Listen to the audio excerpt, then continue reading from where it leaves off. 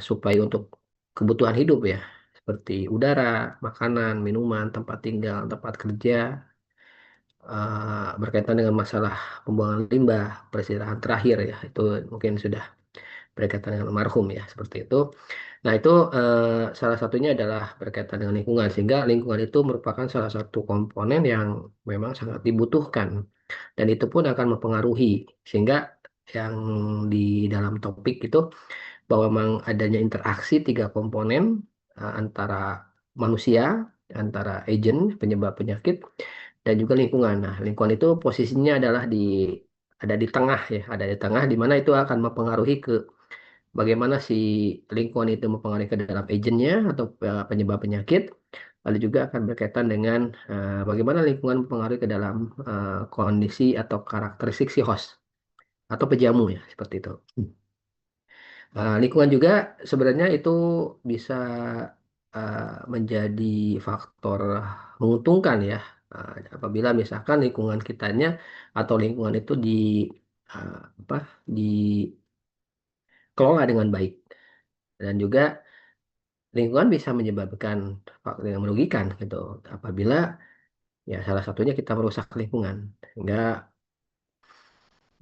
lingkungan itu sangat sangat mempengaruhi ke dalam kondisi kesehatan atau kondisi yang lain, dan itu akan mempengaruhi ke komponen yang eh, lainnya, seperti itu. Nah, ini adalah konsep Gordon yang memang ini konsep dasar di dalam interaksi komponen-komponen yang ini menjadikan eh, timbulnya suatu masalah kesehatan atau berkaitan dengan masalah penyakit. Nah, ini mungkin yang perlu ditekankan ya, apabila kondisi atau tidak terjadinya penyakit. Nah, jadi kalau si antara agent, host, dan juga lingkungan itu berada di dalam kondisi seimbang. Ya. Lalu bagaimana kalau misalkan ada hal yang eh, terjadinya eh, perubahan, perubahan. Nah, ini kita gambarkan ada ada empat ya, ada empat gambar yang berkaitan dengan bagaimana komponen-komponen ini saling mempengaruhi, saling mempengaruhi sehingga eh, adanya ketidakseimbangan di dalam eh, apa namanya interaksi di tiga komponen ini. Nah, untuk gambar pertama yang di sebelah sebelah kiri atas ya, di mana pada kondisi jumlah agent atau penyebab penyakit itu semakin banyak. Ini jadi menggambarkan bahwa semakin berat nih si agent itu, sehingga akan lebih apa namanya menunjukkan ini jumlah agent atau penyebab penyakit itu bertambah banyak, sehingga ini akan memudahkan timbulnya suatu penyakit. Tapi di sini tidak terlihat bahwa memang tidak ada pergeseran untuk lingkungan, tapi ini berkaitan dengan si agent atau penyebab penyakit. Nah, kita lihat di gambar kedua di gambar atas paling kanan. Posisi lingkungan tetap di tengah.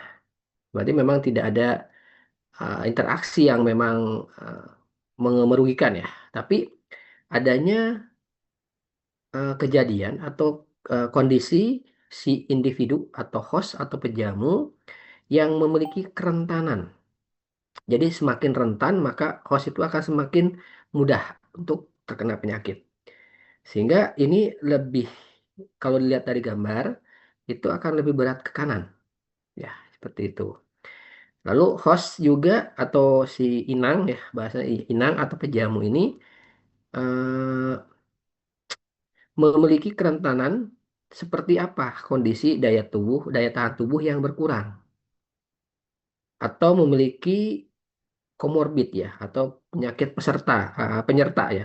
Misalnya hipertensi, DM, dan juga yang lain-lain, sehingga akan mudah si penyakit itu muncul.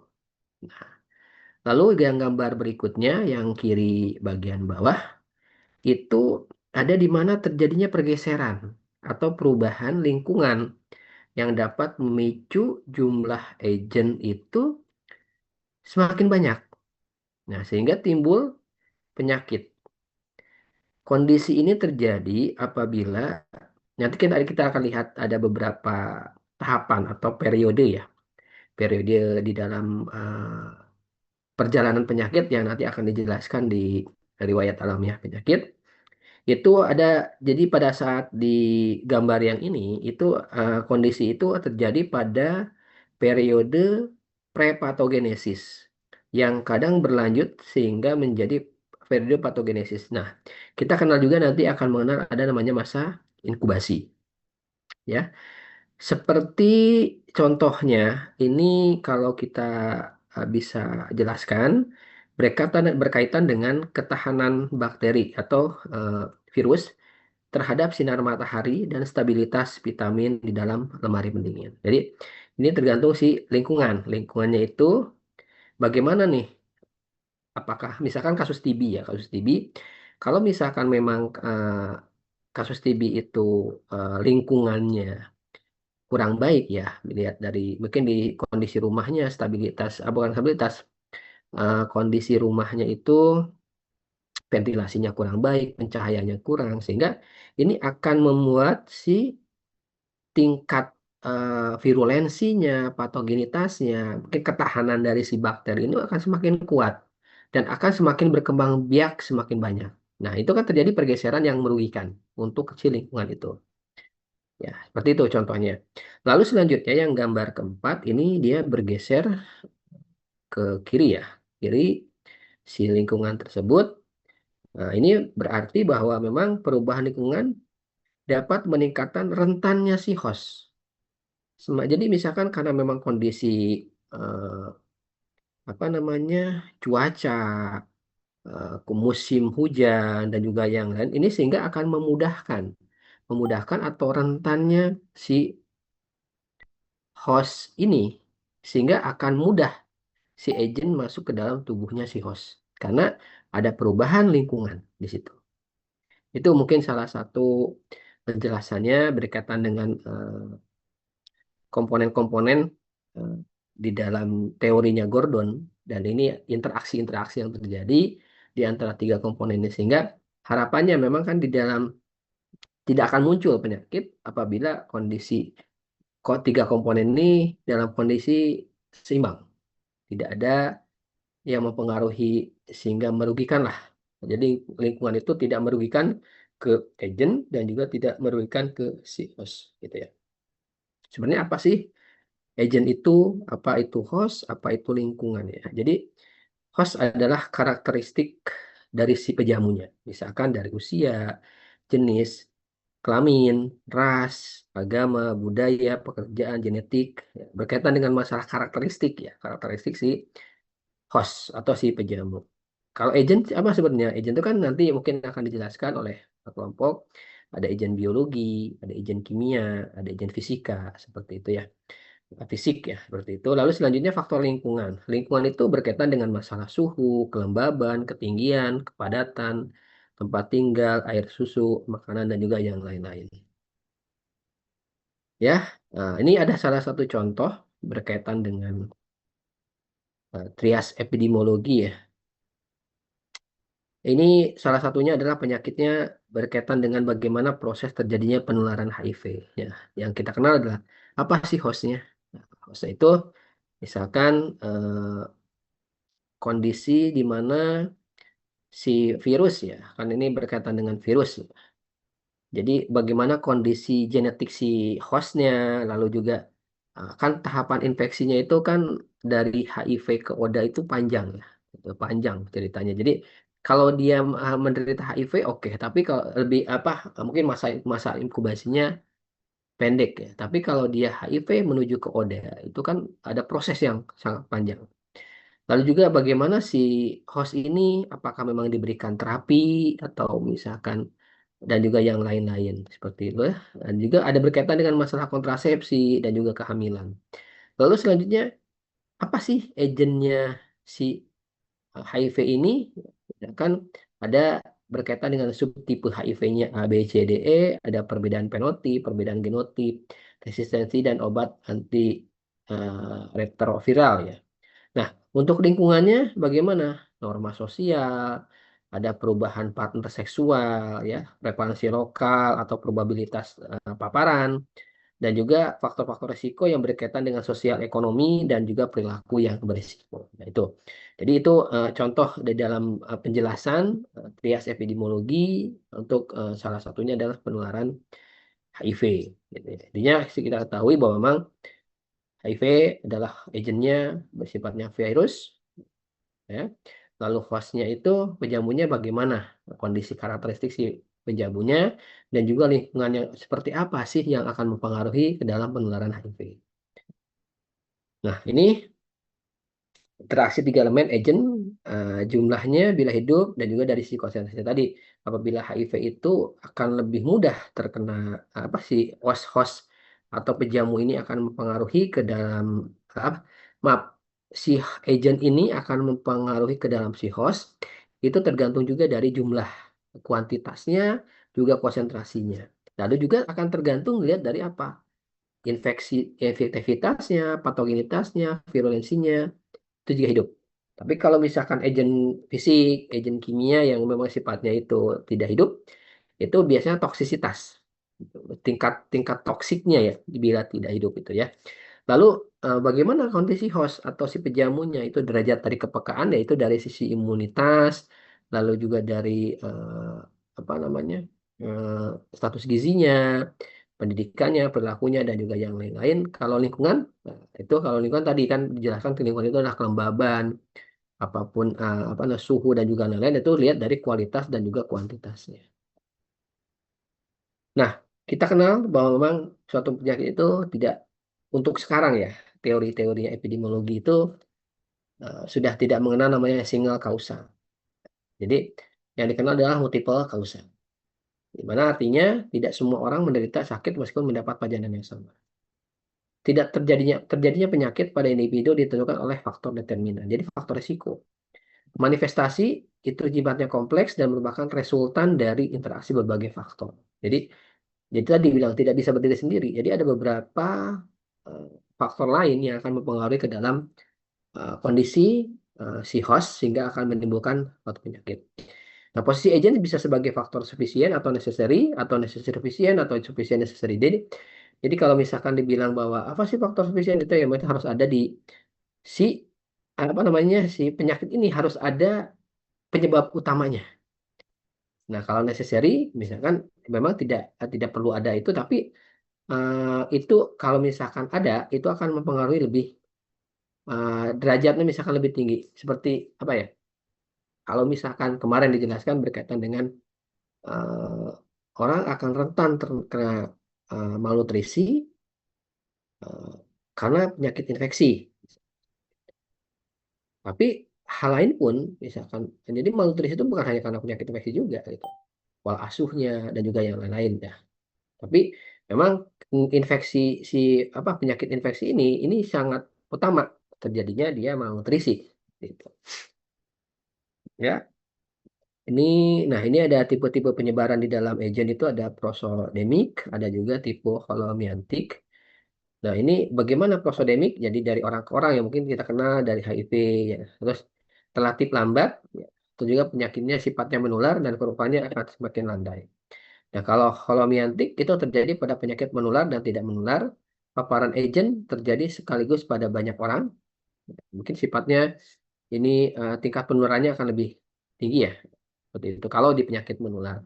Lalu agen secara kontinu dikeluarkan dari reservoir melalui lingkungan dan juga relatif lebih cepat.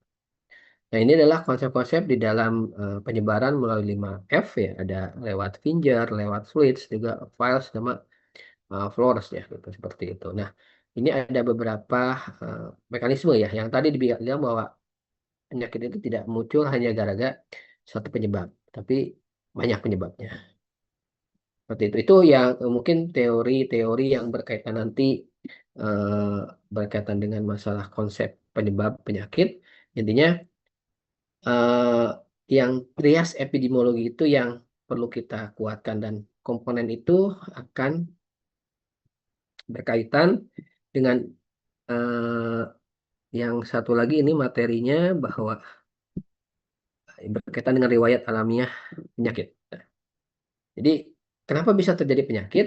Karena memang ada konsep di sini tentang riwayat alamiah penyakit. Jadi tadi kita mengenal tiga komponen yang berkaitan dengan masalah timbulnya penyakit.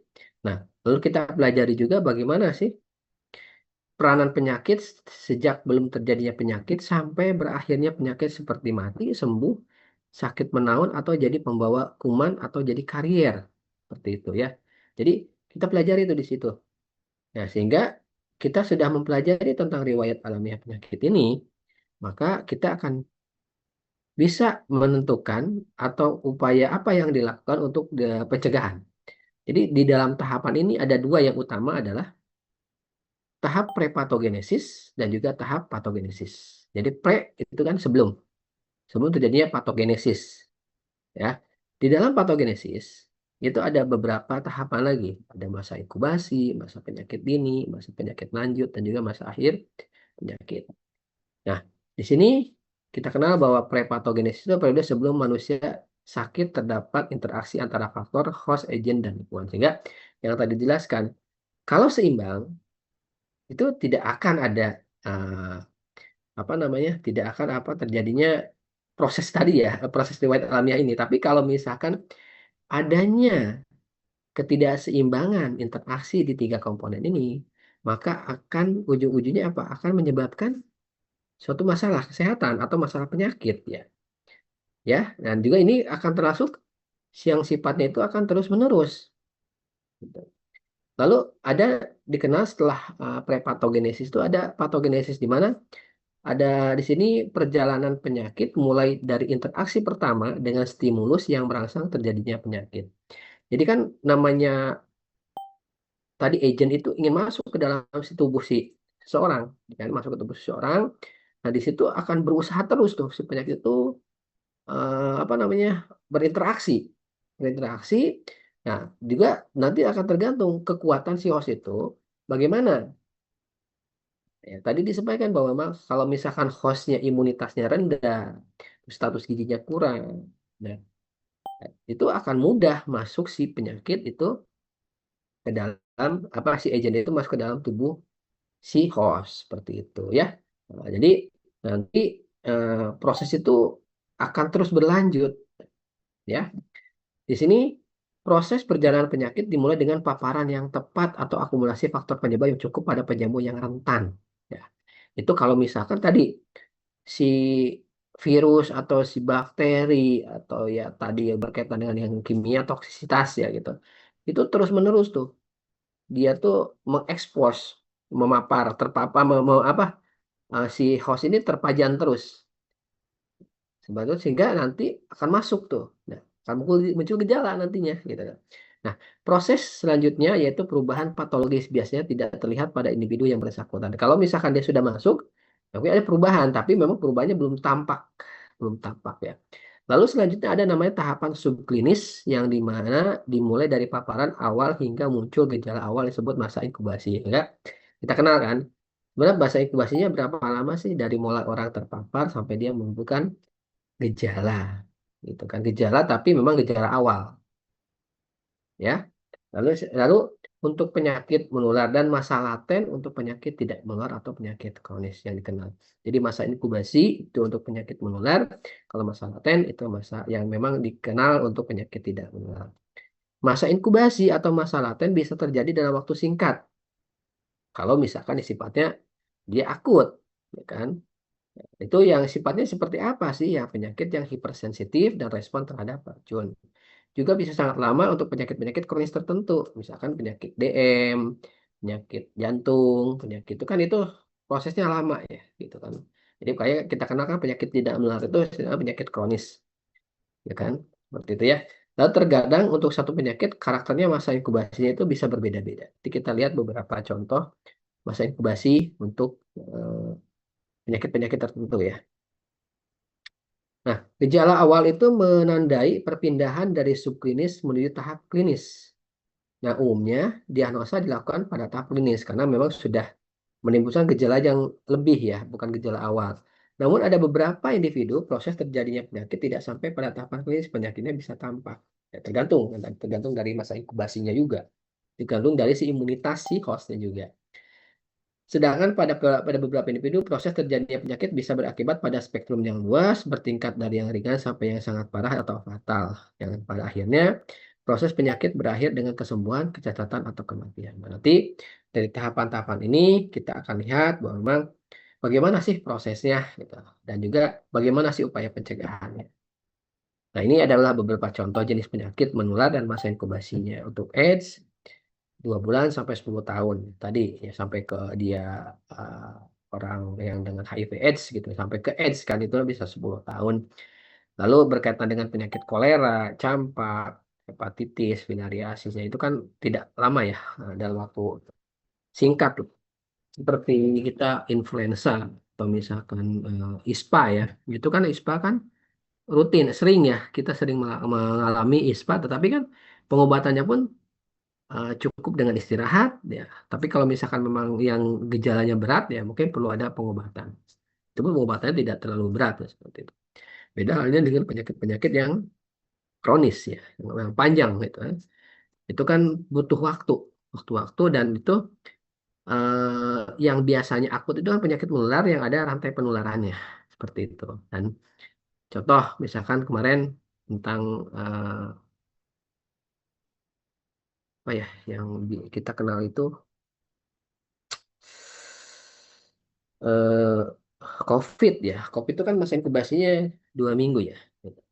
Kenapa? Makanya kita melakukan kontak tracing. Kita tanya tuh orang itu udah berapa lama kenal dengan ini, kontak dengan yang menderita nggak, berapa lama kan itu kayak. Nanti kita akan lihat dia lihat ada gejala nggak gitu. Kalau ada gejala ya kan disebutnya suspek ya, tersangka. Lalu kita wawancara, pernah nggak kontak, terus sudah berapa lama batuk-batuk misalnya atau demam dan juga seperti dan tidak mengalami gangguan penciuman. Nah, itu kan akan mengukur masa inkubasinya sebenarnya berapa lama sehingga perlu ada intervensi gitu. Nah, ini ada beberapa contoh. Jadi si apa namanya si agen penyakit itu akan masuk ke dalam tubuh seorang yang tadi sudah disampaikan bahwa kondisi tubuh atau daya tahan tubuh. Ya, lalu juga karakter dari si agennya itu bagaimana sifat infektivitasnya, juga patogenitasnya dan juga virulensinya. Nah, lalu juga kondisi lingkungan, bagaimana kondisi lingkungan fisiknya, biologinya, sosial ekonominya, sehingga itu akan mempengaruhi ke dalam proses terjadinya penyakit. Nah, ini adalah bagannya, uh, bagannya ya, kita lihat di sini masa prepatogenesis. Di sini keseimbangan dan dehidrasi. Lalu selanjutnya ada pergeseran keseimbangan, sehingga itu menyebabkan dia kalau ini si agentnya ya semakin berat yang tadi seperti contoh ini bagaimana hostnya rentan tingkat kerentanan si host karena ada perubahan lingkungan. Nah, sehingga ini terjadinya adalah ada horizon klinis, ada perjalanan nih, ada perjalanannya awal terjadinya sakit. Nah, ini dikenal dengan apa namanya, lalu masa awal sakit, masa lanjut sakit, masa penyembuhan dan kondisi terakhir adalah meninggal kronis atau cacat ya. Nah, ini kita bisa jelaskan berdasarkan waktu, berdasarkan tempat, juga berdasarkan. Ya, di sini berarti masa paparan atau masa dia ada perubahan, ada interaksi yang tidak seimbang, berarti masuk ke dalam prepatogenesis. Nah, nanti di sini masuklah ke dalam horizon klinis, tapi dia ini baru terjadinya sakit. Nah, itu kita lihat akan bisa mengukur nih masa inkubasinya berapa lama di sini. Lalu selanjutnya setelah itu masa awal sakit sudah mulai gejalanya lebih parah dan juga sudah mungkin bukan parah ya gejala yang memang sudah eh, tampak tampak banget gitu loh. Nah, lalu selanjutnya masa lanjut. Jadi setelah itu tampak dan masuk perlu ada misalkan segera pengobatan. Misalkan pengobatan. Nah, lalu di sini ada rehabilitatif. Jadi ada masa penyembuhan.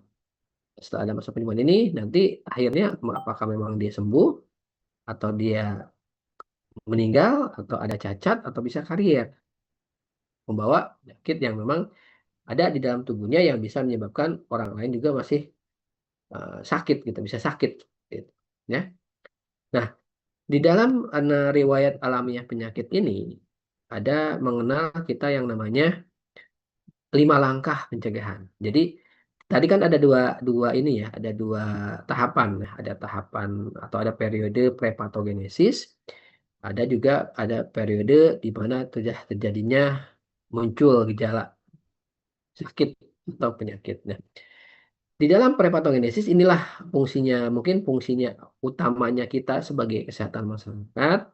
Di sini nih, sudah ada paparan, sudah ada terjadi interaksi yang tidak menguntungkan, sehingga perlu nih, karena kita berbicara masalah komunitas, makanya pada saat tahap ini kita bisa melakukan atau bisa melakukan upaya pencegahan dengan eh,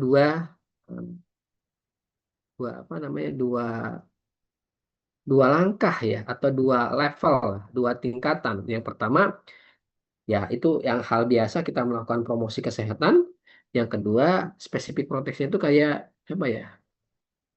Imunisasi itu juga tentang personal hygiene, sanitasi lingkungan, gitu ya.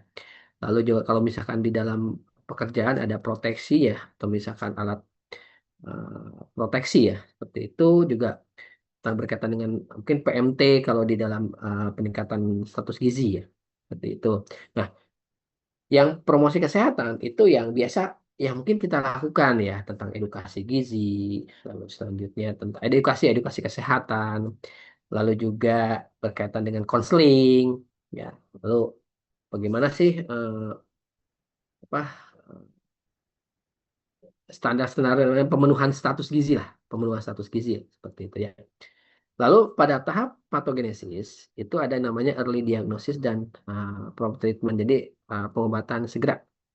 Pengobatan segera karena memang sudah muncul nih, jadi orang sudah mulai tampak gejala-gejala yang eh, cukup apa namanya cukup eh, berat lah, cukup berat ya, belum sampai ke berat tapi cukup. eh, Lalu selanjutnya apa yang harus dilakukan? Ya kita harus segera pengobatan segera. Jadi biar nanti tidak menjadi dia lebih parah gitu, lebih parah. Nah, tapi kalau misalnya sudah parah ya kita harus dibatasi tuh. Kita harus ada pembatasan. Mungkin dia perlu apa namanya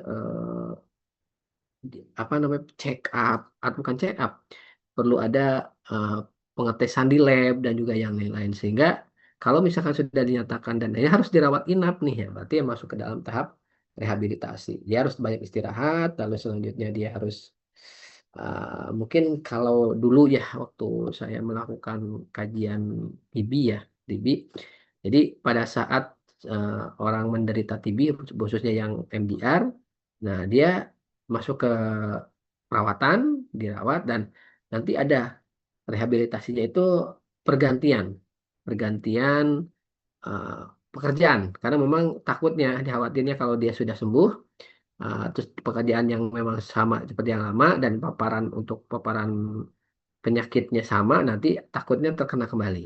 Yaitu ada masa rehabilitasi seperti itu.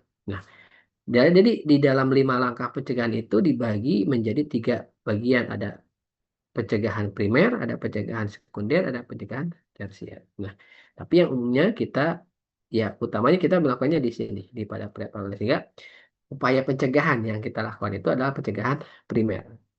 Tapi kalau sudah terkena, sudah muncul gejala ya segeralah diobati dan itu masuk ke dalam pencegahan sekunder. Ya, kalau misalkan nanti sudah perlu ada rehabilitasi dan juga pembatasan, ya berarti yang masuk ke dalam pencegahan tersier seperti itu. Jadi ini mungkin nanti yang perlu dipelajari untuk Bapak Ibu semua bahwa memang riwayat alamiah penyakit ini sangat dibutuhkan kita memahami, lalu selanjutnya uh, kita bisa membuat apa namanya uh, rencana ya, rencana atau aksi yang dilakukan untuk melakukan upaya-upaya pencegahan. Sehingga riwayat alamiah ini menurut saya itu dan memang dari sisi epidemiologi itu perlu dipelajari. Nah, di sini ada tingkat pencegahan penyakit. Ya, jadi kenapa sih perlu kita mempelajari WNA penyakit? Ada dasar untuk merencanakan intervensi terhadap suatu penyakit. Tujuan utamanya intervensi untuk mencegah terjadinya suatu penyakit dan memutuskan proses proses penyakit sedini mungkin pada satu orang atau pada kelompok atau pada populasi atau pada masyarakat. Mencegah atau menghalangi itu berlanjutnya proses penyakit termasuk pengobatan penyakit atau mungkin pembedahan atau menghalangi penyakit lanjut ke fase yang lebih parah. Jadi upaya-upaya yang tadi itu sebenarnya makanya ada level-levelnya ya, ada primer, ada sekunder, ada tersier. Salah satunya adalah kita mencegah supaya tidak terjadinya yang lebih parah. Tapi kalau misalnya sudah terlanjur ya memang harus direhabilitasi kan tadi ya. Ini rehabilitasi. Tapi itu misalnya direhabilitasi pun tetap perlu dirawat. Kalau memang ujungnya dia harus meninggal atau misalkan dia karier atau dia sembuh kan gitu. Tetap. Tapi kita upaya-upaya itu dilakukan baiknya pada saat sudah mulai terjadinya paparan atau misalnya terjadinya interaksi antara si agent sama si host yang memang itu akan merugikan. Karena apa? Ada perubahan lingkungan. Itu. Nah, yang tadi ada 5 tingkatan pencegahan. Yang primer itu promosi kesehatan dan uh, specific protection ya disebutnya itu. Lalu yang pencegahan sekunder yaitu diagnosis dini dan juga pengobatan segera dalam pembatasan ketidakmampuan. Tujuannya untuk menyembuhkan atau menghentikan proses penyakit, mencegah penyebaran dari penyakit menular, mencegah komplikasi dan gejala sisa atau memperpendek masa disabilitas. Ya, misalkan pengendalian penyakit TB. Ya. Lalu pencegahan tersier, rehabilitasi tujuannya untuk mengembalikan individu tersebut sehingga dapat hidup berguna di masyarakat dengan keadaan terbatas. Nah, ini biasanya support dari keluarga, tetangga, atau misalkan support dari khususnya di yang apa namanya di rumah ya. Itu salah satunya adalah upaya yang dilakukan sehingga apa motivasi, sebenarnya motivasi yang perlu gitu. Jadi jangan sampai nanti dia sakit, dia terkapar, tidak ada dukungan nih dari keluarga. Waktu itu pun kita mendatangi pasien-pasien yang TB ya, yang mantan TB, yang TB reguler, TB MDR. Nah itu saya tanya kenapa kok bisa cepet ya, cepet sembuh misalkan itu. Ya jadi memang dia itu selain ada support dari para kader, juga dari apa rumah sakit dan juga dari puskesmas. Tetapi ada juga dari dukungan dari orang tua, apa dukungan dari keluarga khususnya dan misalkan dari pasangan, dari orang tua gitu dan juga dari keluarga yang lain sehingga itu akan lebih mudah untuk terjadinya pemulihan seperti itu. Jadi ada supporting. Nah, ini contoh-contohnya di dalam promosi kesehatan apa saja sih? Ya, ada pendidikan kesehatan, nutrisi yang cukup, lalu juga perkembangan kepribadian, perumahan yang baik ya mungkin dari sisi sanitasinya. Ada juga konseling, konseling perkawinan dan juga edukasi tentang apa namanya seksualitas misalkan ya. Ada dari faktor genetik dan juga pemeriksaan kesehatan bekal. Sekarang sudah dilakukan dengan cek KG ya, cek kesehatan gratis. Nah itu salah satunya adalah untuk melakukan pencegahan primer atau di dalam promosi kesehatan. Lalu apa sih perlindungan khusus atau specific protection yaitu imunisasi, personal hygiene, sanitasi lingkungan, lalu juga ada perlindungan terhadap bahaya pekerjaan yang mungkin dengan menggunakan APD dan juga yang lain-lain. Lalu perlindungan terhadap kecelakaan sama menggunakan APD juga, penggunaan bahan gizi tertentu yang itu meningkatkan status gizi, lalu juga perlindungan terhadap karsinogen atau tingkat keracunan. Ya, karsinogen itu penyakit-penyakit tidak menular, lalu menghindari dari alergi. Atau misalkan ya seperti misalkan saya harus harus karena saya alergi dingin misalkan itu harus bagaimana nih itu untuk melindungi supaya nanti tidak lebih parah atau derajat keparahannya tidak naik atau meningkat ya. Nah, mungkin saya tidak boleh misalkan kena angin harus pakai jaket kah atau seperti apa. Ada juga alergi tentang obat, ada yang lain-lain seperti itu ya. Lalu diagnosa dini dan pengobatan segera yaitu early diagnosis dan prompt treatment Di mana ini kontak tracing ya, perorangan maupun kelompok, survei screening yang mungkin nanti akan dibahas di akhir setelah Bapak Ibu presentasi, kita akan menghitung bagaimana screening dan ini dibutuhkan nanti pada saat Bapak Ibu di sini untuk membuat instrumen ya, buat instrumen alat ukur yang dimana untuk deteksi dini. Itu bukan diagnosa ya, tapi deteksi dini nanti definisinya tuh. Jadi untuk melihat bisa membandingkan dengan menggunakan ini, lihat dari gejala itu bisa kita simpulkan ini kemungkinan gitu kan kita bilang probability ya, probability seperti itu.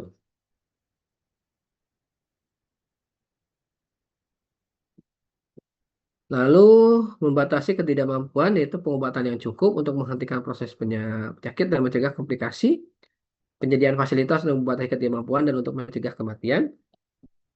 Nah, rehabilitasi yaitu penyediaan fasilitas pelatihan, pendidikan masyarakat, lalu penempatan terpilih tadi ya untuk kasus-kasus yang sifatnya kerjaan, ya mungkin kita memilihkan tempat yang memang agak berbeda gitu sehingga mungkin dia tidak terpapar kembali gitu ya. Terapi pekerjaan di rumah sakit dan juga tempat tinggal khusus dan terlindungi. Itu salah satunya rehabilitasi ya.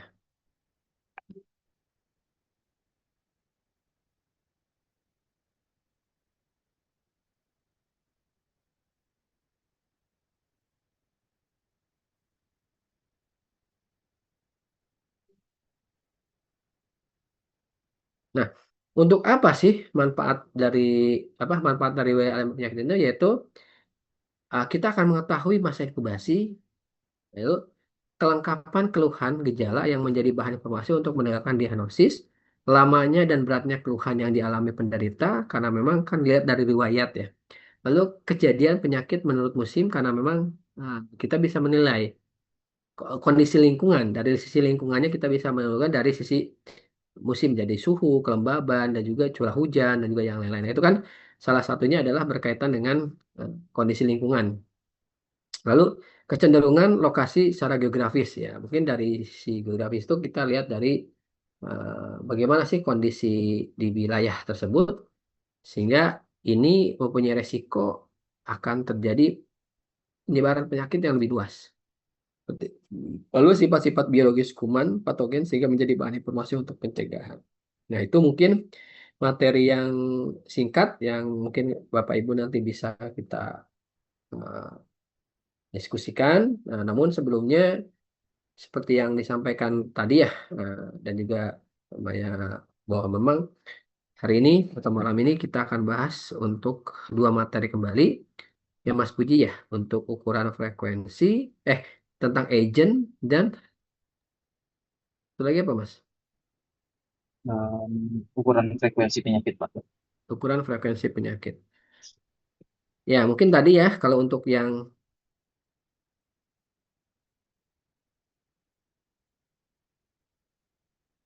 sebentar.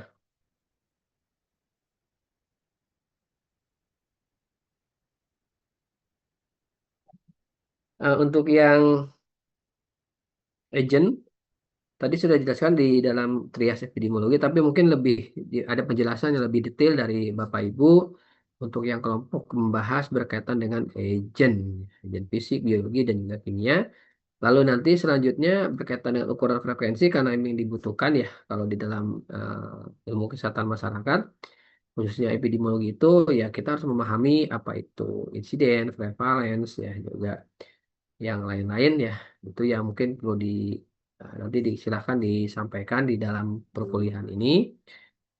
Jadi untuk selanjutnya Mas Puji saya serahkan kepada Mas Puji untuk eh, apa namanya mengawal presentasi dari malam ini sampai nanti pertemuan-pertemuan berikutnya. Silakan Mas Puji, saya serahkan kepada Mas Puji. Oke. Baik, terima kasih Pak Dadang. Untuk kelompok satu, yaitu terkait agent ya, yang akan disampaikan oleh Mas Aldo, Mas Ibnu, dan satu lagi, dan Mbak Rahel. Waktu dan tempat saya persilakan.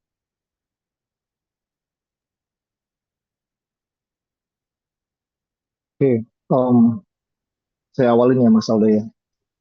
Bismillahirrahmanirrahim. Assalamualaikum warahmatullahi wabarakatuh. Selamat malam Bapak Dadang yang kami hormati serta teman-teman sekalian. Pertama-tama kami dari kelompok 1 ucapkan terima kasih atas kesempatan yang diberikan untuk mempresentasikan materi hari ini. Perkenalkan kami terdiri dari Aldo Septianto, saya sendiri Ibnu Fabriono dan Rahel Hutapea. Pada kesempatan ini kami akan membawakan presentasi dengan tema agen lingkungan. Yang akan kami bagi ke dalam 3 bagian besar, yaitu agen biologi, agen kimia, dan agen fisik. Kami berharap presentasi ini dapat memberikan gambaran yang jelas dan bermanfaat, tidak hanya sebagai materi akademis, tapi juga sebagai bekal pengetahuan praktis dan kehidupan sehari-hari. Oke, tanpa berlama-lama, kami mulai. Silakan Mas Aldo. Oke, sebelum masuk ke materi inti, kita perlu memahami dulu konsep dasar dalam epidemiologi, yaitu triad epidemiologi. Konsep ini menjelaskan bahwa penyakit tidak terjadi begitu saja, melainkan karena adanya interaksi yang tidak seimbang antara 3 komponen utama. Yang pertama ada host atau pejamu, yaitu manusia atau hewan yang menjadi target penyakit. Faktor seperti sistem imun, usia, dan kebiasaan hidup sangat mempengaruhi seberapa rentan seseorang terkena penyakit. Lalu yang kedua ada agent atau agen, yaitu faktor penyebab penyakitnya sendiri.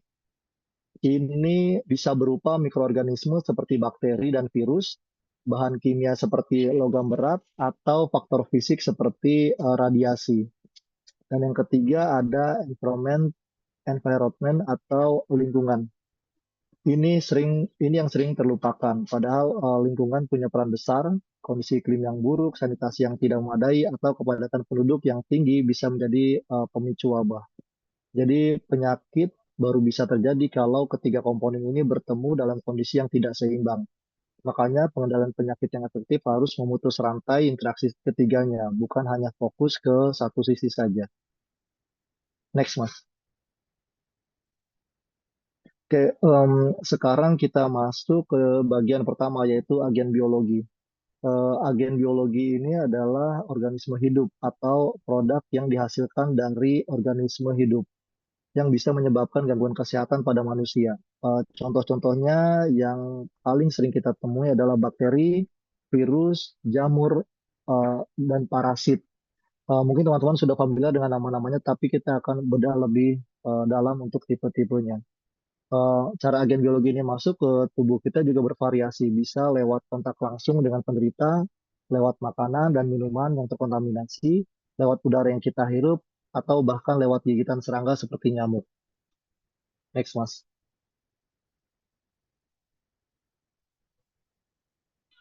Dalam agen biologi sendiri ada 2 karakteristik utama yang penting kita bahas, yaitu zoonosis dan vector-borne disease.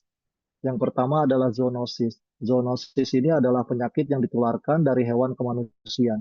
Penularannya sendiri bisa langsung, misalnya kita digigit atau digaruk hewan yang terinfeksi, dan atau tidak langsung, misalkan lewat produk hewani yang terkontaminasi. Contoh yang paling mudah kita ingat adalah rabies yang ditularkan lewat gigitan anjing, atau leptospirosis atau leptospira yang sering terjadi saat banjir karena bakteri dari urin tikus atau flu burung dan brucellosis. Dan yang kedua adalah vector-borne disease, yaitu penyakit yang butuh perantara untuk ditularkan. Perantaranya ini disebut vektor, bisa nyamuk, kutu, atau lalat. Jadi si organismenya penyebab penyakit ini tidak langsung nyebur ke tubuh kita, tapi nanti menumpang dulu di vektor. Yang paling dekat dengan kita di Indonesia adalah DBD atau demam berdarah dengue dan malaria yang ditularkan lewat nyamuk Aedes aegypti dan Anopheles. Dan juga ada chikungunya dan filariasis. Untuk selanjutnya akan dijelaskan oleh Mbak Rahel. Silakan, Mbak. Baik, terima kasih untuk Mas Ibnu. Saya izin melanjutkan untuk slide ini. Ada pengendalian paparan agen biologi dapat dilakukan melalui 3 pendekatan utama. Yang pertama ada pengendalian lingkungan seperti menjaga sanitasi dan mengelola limbah dengan baik. Yang kedua ada pelindungan individu melalui vaksinasi, cuci tangan, dan penggunaan alat pelindung diri. Dan yang ketiga ada pengendalian vektor dengan pembatasan sarang nyamuk seperti penggunaan larusida, fogging maupun pemanfaatan kelambu. Boleh lanjut? Slide selanjutnya adalah agen kimia, merupakan zat atau senyawa yang dapat menimbulkan efek merugikan bagi kesehatan manusia apabila masuk ke dalam tubuh melalui pernapasan, kontak kulit, maupun tertelan. Paparan agen kimia dapat terjadi di lingkungan kerja, rumah tangga, maupun lingkungan sekitar, sehingga perlu mendapat perhatian khusus dalam kesehatan masyarakat. Boleh lanjut?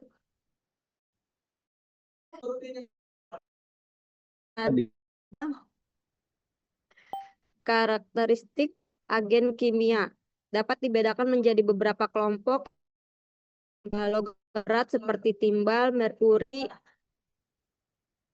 kadium, dan arsenik yang bersifat toksis meskipun dalam kadar rendah.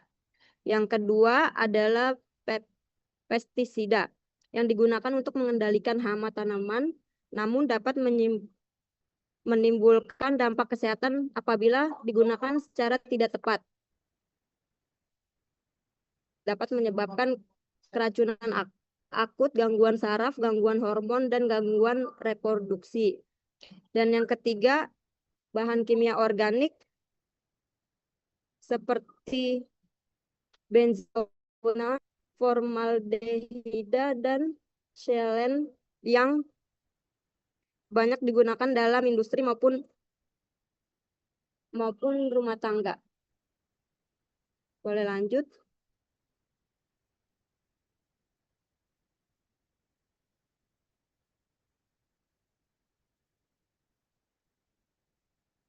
Paparan agen kimia dapat memberikan dampak bagi kesehatan. Dampak kesehatan seperti kerusakan saraf. Selanjutnya dilanjutkan oleh rekan saya. Terima kasih Mbak Rahel atas penyampaiannya. Saya lanjut mengenai slide berikut ini. Kita akan bahas mengenai agen fisik. Jadi berbeda ya dari agen biologi dan agen kimia juga. Agen fisik ini merupakan organisme dan bukan zat kimia, melainkan faktor energi dari lingkungan kita sendiri. Nah, ini bisa berupa gelombang suara, cahaya, radiasi, hingga kekuatan mekanis. Nah, yang perlu digarisbawahi, agen fisik ini tidak selalu berbahaya. Ia baru menjadi masalah ketika paparannya melebihi batas aman yang sudah ditetapkan sebelumnya. Jadi konteks dan dosis paparannya sangat menentukan. Kita masuk pada slide berikutnya mengenai karakteristik agen fisik. Nah, yang pertama mengenai radiasi ionisasi. Nah, ini jenis radiasi yang energinya cukup kuat untuk melepaskan elektron dari atom, sehingga bisa merusak jaringan biologis secara langsung. Contohnya, sinar X yang digunakan di radiologi, sinar gamma dari bahan radioaktif, dan radiasi nuklir. Di lingkungan rumah sakit, ini sangat relevan bagi petugas radiologi pada mestinya. Lalu yang kedua, kita membahas mengenai cahaya. Nah, mungkin kita sering juga meremehkan masalah ini ya, tetapi pencahayaan juga terlalu rendah. Jika pencahayaan yang terlalu rendah maupun terlalu tinggi sama-sama berdampak mulai dari kelelahan mata, sakit kepala, hingga penurunan produktivitas kerja. Nah, ini sering terjadi di perkantoran atau ruang kerja pencahayaannya tidak sesuai dengan standar. Lalu yang ketiga kita masuki untuk bising. Bising ini adalah suara yang tidak diinginkan atau mengganggu. Nah, sumbernya ini bisa dari mesin industri, kendaraan, bandara, sampai area konstruksi. Nah, paparan bising ini dalam jangka waktu panjang dapat menyebabkan gangguan pendengaran permanen. Lalu yang terakhir atau yang keempat mengenai trauma dan injury, ini adalah dampak fisik akibat kecelakaan kerja. Contohnya seperti terjatuh, tertimpa benda, atau penggunaan alat yang tidak ergonomis. Nah, akibatnya ini bisa ada akibatnya beberapa akibatnya yang ringan seperti luka gores, tapi juga akibat beratnya seperti patah tulang dan bahkan disabilitas permanen. Kita masuk pada slide berikutnya mengenai pengendalian agen fisik. Jadi lalu bagaimana cara mengendalikannya? Ya, masing-masing karakteristik ini juga punya pendekatan dan pengendaliannya masing-masing. Yang pertama tadi adalah radiasi ya. Radiasi ini menggunakan shielding dari timbal dan beton. Nah, jadi teman-teman yang sudah umum ataupun sudah biasa dari petugas radiologi itu biasanya memakai shielding dari timbal ataupun beton yang mewajibkan jadi dosimeternya atau batch radiasi ini pada petugas. Jadi untuk mematuhi batas dosis dari yang sudah ditetapkan oleh Bapeten RI, kita menggunakan tabir surya minimal SPF 30 untuk paparan UV. Nah, kita masuk pada yang kedua, cahaya. Yang ini menerapkan standar pencahayaan ruang kerja ini sesuai dengan regulasi, menggunakan kacamata pelindung juga. Contohnya yang sekarang ini udah banyak ya kaca pelindung dari sinar UV dan juga bisa memasang filter blue light pada layar. Nah, itu juga serta mengatur jarak dan durasi paparan layar yang aman. Lalu yang berikutnya mengenai kebisingan. Nah, kebisingan ini bisa menggunakan earplug ataupun earmuff di area bising atau bisa memasang penghalang akustik. Dia juga bisa menerapkan rotasi dan pembatasan waktu kerja. Lalu juga ada melakukan pemantauan audiometri secara berkala untuk mendeteksi dini gangguan pendengaran. Lalu yang terakhir mengenai trauma dan injury, ini wajib menggunakan APD lengkap seperti helm, sabuk pengaman, dan sepatu safety. Nah, memasang railing juga, contohnya dengan pengaman mesin mematuhi standar K3 OSHA dari Permenaker. Nah, serta rutin mengadakan pelatihan keselamatan kerja. Kita masuk pada slide terakhir mengenai kesimpulan. Jadi untuk hal yang sudah dibahas sebelumnya dengan Mas Ibnu dan juga Mbak Rahel yang sudah kita bahas mengenai 3 agen lingkungan dalam kerangka triad epidemiologi ini. Yang pertama, agen biologi ini mencakup zoonosis dan penyakit vektor borne. Pengendaliannya melalui vaksinasi, sanitasi, dan pendekatan One Health yang mengintegrasikan kesehatan manusia, hewan, dan lingkungan. Lalu kedua, mengenai agen kimia yang bersifat persisten dan bioakumulatif, yang artinya menumpuk di tubuh dan dikendalikannya melalui substitusi bahan berbahaya, penggunaan APD, penerapan SOP ketat, dan regulasi nilai ambang batasi.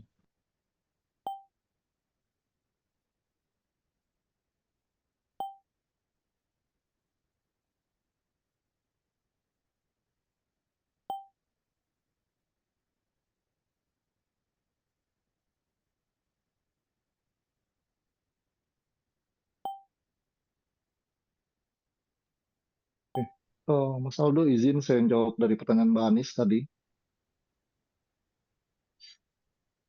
Oke, untuk Mbak Anis tadi dari agen biologi ya Mas, Mbak ya, dari agen biologi, kimia dan Iya, fisik mana yang paling sulit dikendalikan dan mengapa gitu ya? iya betul, Jadi Mas Ibnu. ya sebetulnya menurut kami tidak ada yang mutlak paling sulit, tetapi agen kimia lebih sering dianggap menantang karena banyak zat kimia bersifat persisten dan dapat terakumulasi di lingkungan maupun di tubuh manusia. Dan selain itu, dampaknya sendiri sering muncul dalam jangka panjang sehingga sulit dideteksi sejak awal. Oleh karena itu, sebetulnya diperlukan pengawasan, regulasinya sendiri gitu ya, dan monitoring yang berkelanjutan. Begitu jawaban dari kami. Mungkin ada tambahan dari Mas Alda atau Mbak Rahel.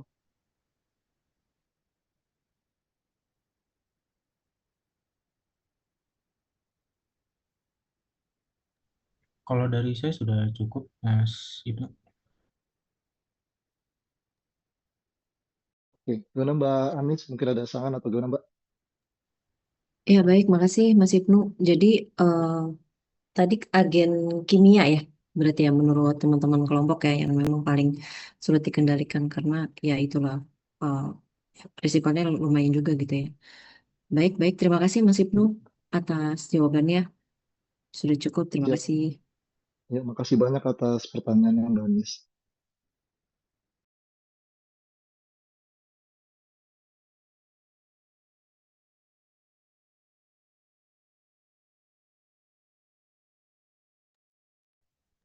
Baik, sebelumnya dari Mbak Rahel, apakah ingin menjawab terlebih dahulu dari pertanyaan yang sudah ditanyakan oleh teman-teman? Iya, Mas Aldo izin coba jawab untuk pertanyaan Pak Prabowo ya. Boleh. Izin bertanya, apakah suatu penyakit dapat terjadi tanpa adanya agen penyakit? Terima kasih. Secara umum tidak, dalam konsep triad epidemiologi harus ada agen yang menjadi penyebab penyakit. Tapi dalam beberapa penyakit degenerasi seperti hipertensi atau diabetes, agen tidak selalu berupa mikroorganisme, melainkan dapat berubah faktor risiko seperti pola makan dan gaya hidup, serta stres atau paparan lingkungan yang bekerja dalam jangka panjang. Kurang lebih kayak gitu sih Pak Prabowo, atau mungkin Mas Aldo ada yang ingin ditambahkan? Baik, mungkin kalau tambahan dari saya ya, yang saya juga membaca kolom chat dari Pak Dadang, mengenai definisi sufficiency dan juga necessary. Jadi uh, kondisi yang cukup dan kondisi yang perlu ya. Jadi sufficient condition ataupun necessary condition. Jadi untuk contohnya, untuk kondisi yang cukup itu jika A terjadi maka B pasti terjadi. Nah, ini bisa contohnya seperti hujan deras cukup, hujan yang cukup deras ini membuat tanah basah. Nah, tapi tanah bisa basah juga karena disiram, bukan hanya karena hujan. Nah, juga necessary condition ataupun kondisi yang perlu. Jadi, uh, contohnya dari oksigen adalah syarat perlu untuk api. Tapi oksigen, tanpa oksigen, api tidak mungkin ada. Nah, tapi oksigen saja tidak otomatis menyebabkan kebakaran. Nah, jadi keduanya sekaligus necessary dan sufficient ini kalau ada yang A adalah syarat perlu dan cukup untuk B. Nah, maka A dengan B ini keduanya selalu bermunculan bersamaan. Nah, contohnya ini dalam uh, kehidupan sehari-hari aja ya, yang kurang lebih seperti sudah disebutkan seperti itu. Mungkin segitu saja tambahan dari saya.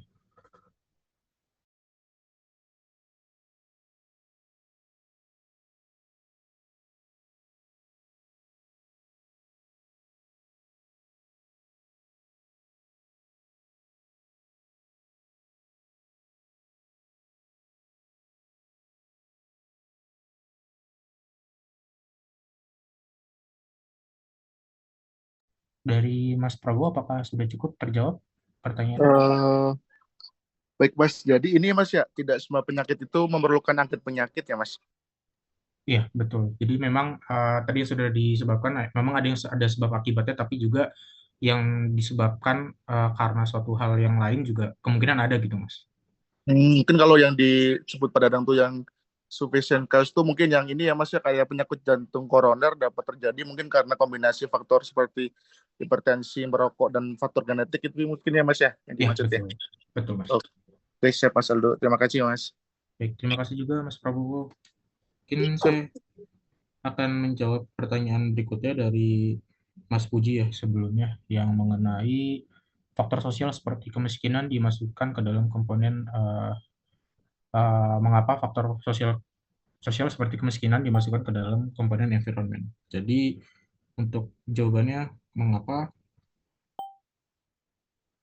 Karena dari kondisi sosial ini mempengaruhi peluang seseorang terpapar penyakit. Nah, contohnya dengan masyarakat dengan tingkat ekonomi yang rendah sering memiliki akses yang terbatas terhadap air bersih, juga dengan sanitasi dan pelayanan kesehatan. Dan pendidikan juga dan kesehatan menyebabkan akibatnya risiko penyakit menjadi lebih tinggi dibanding kelompok masyarakat yang memiliki kondisi sosial ekonomi yang lebih baik. Mungkin ya seperti itu untuk jawabannya kepada Mas Puji. Apakah sudah cukup, Mas? Sudah sangat jelas, terima kasih. Baik, terima kasih. Dari Mbak Rahel, ingin menjawab pertanyaan terakhir dari Mbak Reni. Coba jawab pertanyaan dari Kareni. Izin bertanya, pendapat terkait dengan teknologi, apakah kemajuan teknologi justru dapat meningkatkan risiko paparan agen lingkungan seperti apa? Baik, izin coba untuk menjawab. Menurut kelompok kami, kemajuan teknologi memang memberikan banyak manfaat, tetapi juga dapat meningkatkan paparan agen lingkungan. Contohnya, perkembangan industri meningkat. Contohnya, perkembangan industri meningkatkan penggunaan bahan kimia berbahaya. Urbanisasi meningkatkan kebisingan. Dan penggunaan alat radiologi yang semakin luas meningkatkan risiko paparan radiasi apabila tidak dikendalikan dengan baik. Jadi secara tidak langsung memang kemajuan teknologi meningkatkan risiko paparan. Kurang lebih seperti itu. Mungkin Mas Aldo ingin menambahkan. Kalau dari saya sudah cukup, Mbak Rahel. Dengan Mbak Reni apakah sudah terjawab, Mbak?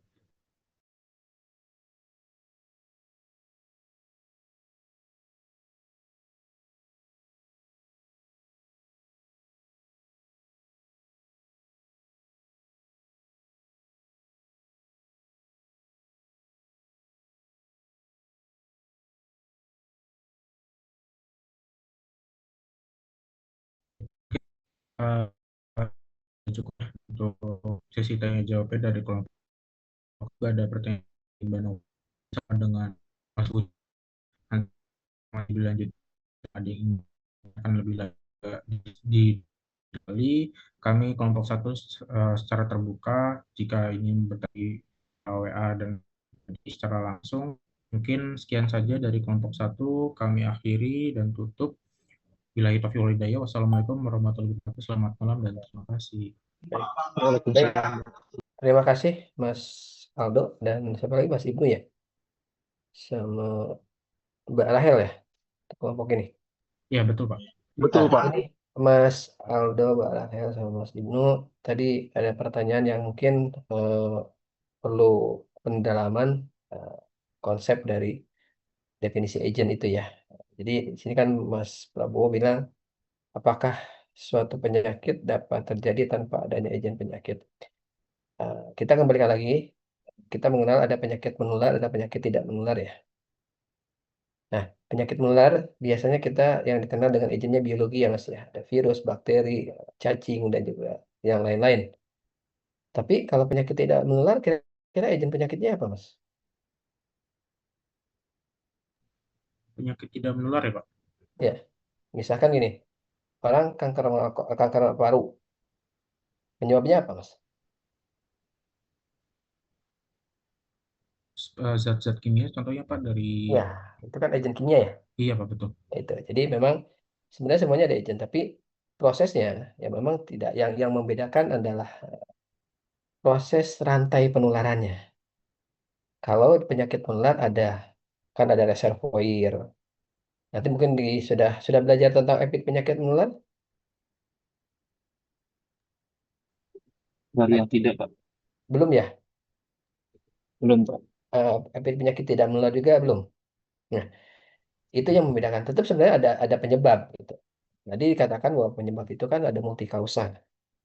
Jadi memang, nah kalau misalkan di agen apa namanya di penyakit menular, nah kan ada mengenal tadi ada necessary, ada sufficient. Makanya saya minta tolong cari definisi itu. Karena itu kalau misalkan dibilang apa itu necessary, apa itu sufficient, itu kan. Nah kalau necessary itu kan mutlak, mutlak itu dapatnya harus ada, wajib kudu lah bahasa orang Sundanya, ya Mas ya. Yang orang misalkan ini orang diagnosa TB, otomatis harus ada apa sih sebenarnya?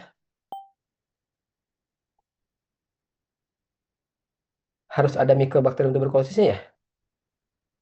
Berarti harus ada bakteri kan. Iya betul Pak. Nah, jadi Iya, betul, itu Pak. dikatakan necessary. Harus ada tuh. Nah, sufisiennya apa?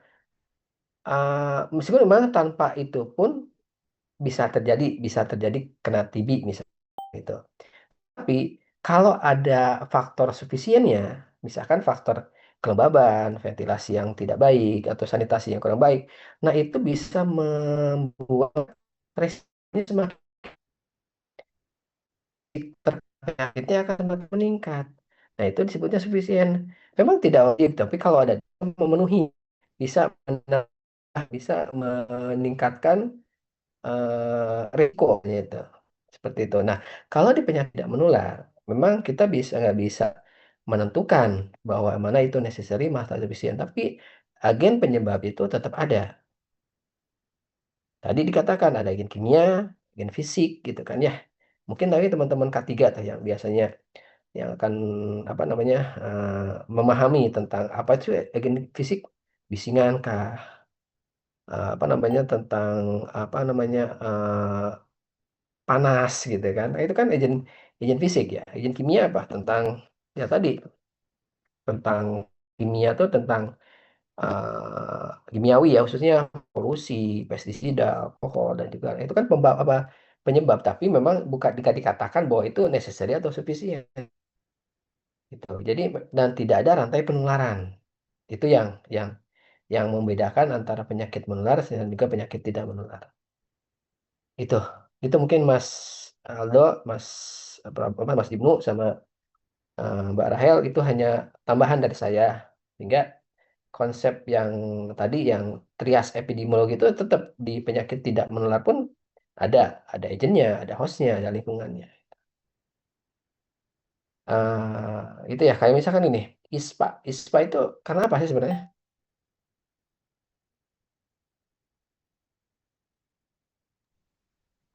Karbon dioksida, Pak. Ya, kayak itu kan berkaitan dengan masalah udara, apa kan dengan parameternya misalkan ada PM, ada SO, ada NO gitu kan ya. Itu kan agennya agen kimia kan ya. Iya, betul, Pak. Nah, seperti itu. Jadi penyebabnya apa? Tapi memang penyebabnya itu nggak bisa menentukan bahwa harus ada ini gitu. Ini terjadinya akumulasi dan juga interaksi beberapa komponen. Tapi ini parameternya di udara seperti itu. Ya, parameter udara itu apa saja ya? Tadi kalau misalkan dari apa namanya dari eh, kendaraan, berarti ada PM nih, PM2,5, PM5 lah, PM10 gitu kan ya.